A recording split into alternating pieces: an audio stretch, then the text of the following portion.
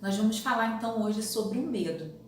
O medo é uma emoção e, portanto, é uma resposta, é algo superficial. Uma resposta aqui, uma resposta a algo externo, uma situação que eu vi, que me causou medo, que eu ouvi, um barulho que eu ouvi, nossa, pode ser alguém entrando em casa, gera um medo. Ou pode ser uma resposta a algo interno. Eu lembrei de algo, veio uma memória de algo e me deixou um pouco assustada, me deixou com medo. Então aí aparece a emoção respondendo a essas situações.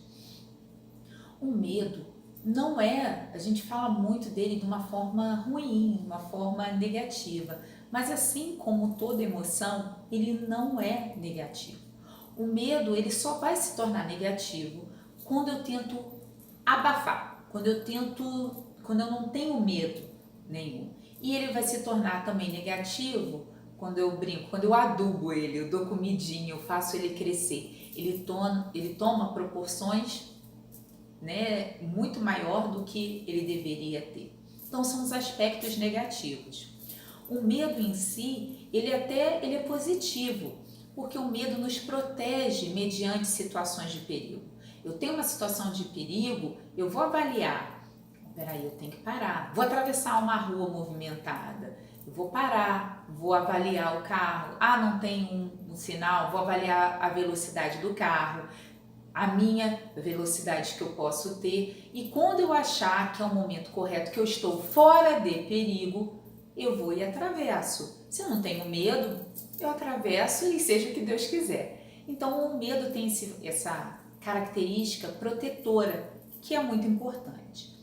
Ele vai se tornar negativo quando eu não tenho medo nenhum, por exemplo.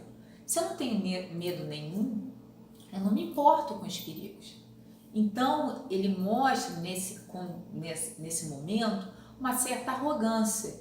Eu me acho maior do que qualquer perigo, do que essa situação. Então, comigo nada acontece. Eu sou maior do que tudo isso. E aí sim a pessoa se põe em um grande perigo. Existe ali, a gente pode observar muitas das vezes até um impulso autodestrutivo, porque a pessoa vai se colocar em situações que ela arrisca a própria vida.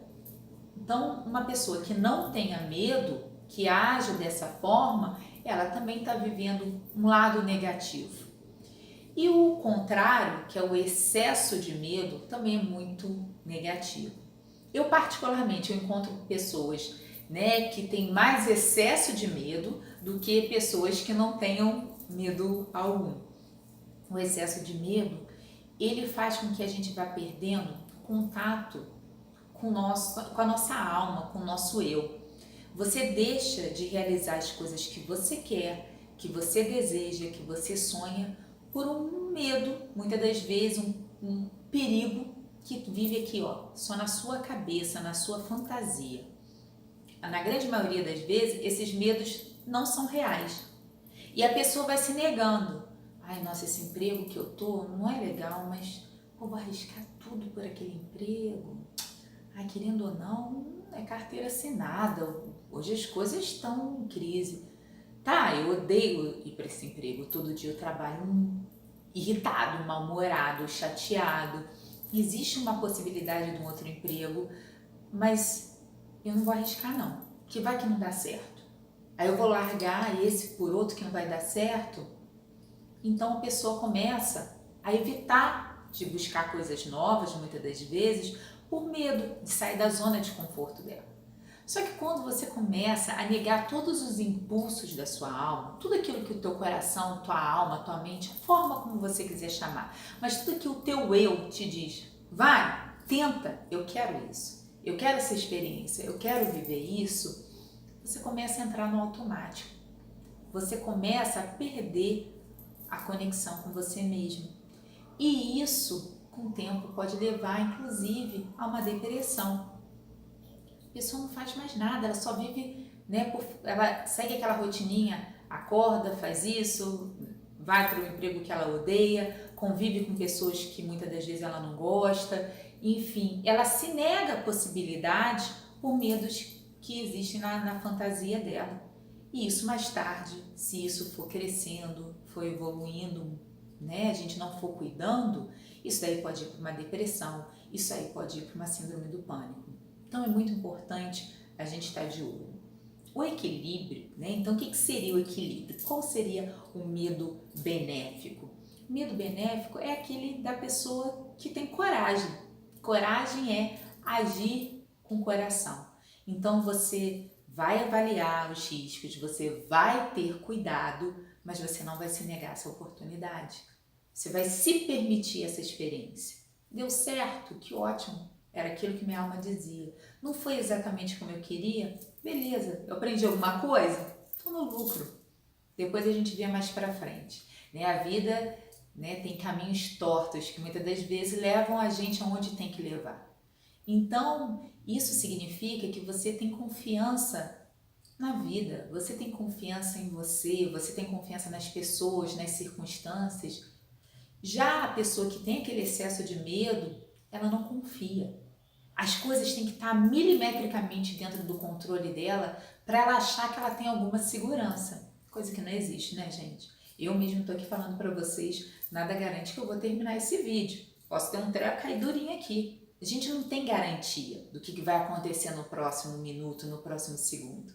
A vida é agora. Esse momento é hoje. Então a gente precisa se permitir, com cautela, com cuidado.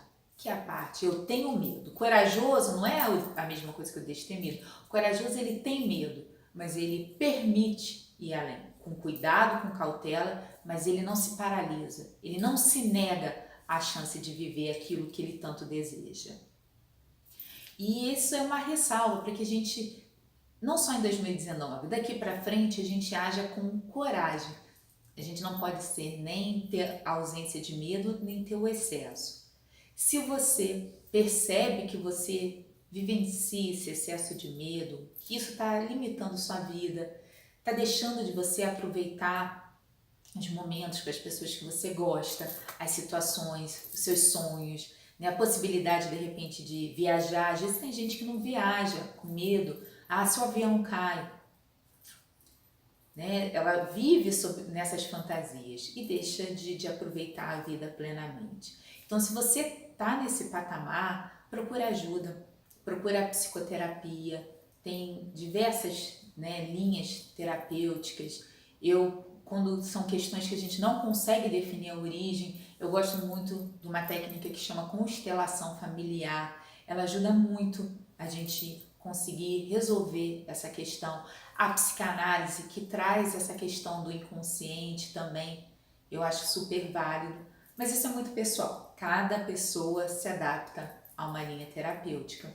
E claro, não deixe de ir ao psiquiatra, que vai poder te ajudar, te orientar quanto a isso. Se for necessário, prescrever uma medicação para você estar acompanhando. Eu sempre falo, a medicação é uma armadura. A gente está o tempo todo em desafios, em luta com a gente mesmo. Quando a gente mergulha dentro da gente, quando a gente se propõe a se autoconhecer, a gente entra numa batalha. E a gente precisa, muitas das vezes, estar com uma armadura. É um momento de fragilidade que a gente precisa de uma armadura. A medicação vem exatamente aí. Vem te proteger nesse momento até que você esteja reequilibrado. O tempo disso, cada um tem o seu. Aí a gente vai avaliando junto. Então, eu te convido, agora chegando em 2019, para você acessar a sua melhor versão. Se a coisa está fora do teu controle, se você está triste, está deixando de viver os bons momentos, os seus sonhos por causa do medo, vamos procurar ajuda. Não tem vergonha, não tem problema algum. A gente vai orientando até você seguir seu próprio caminho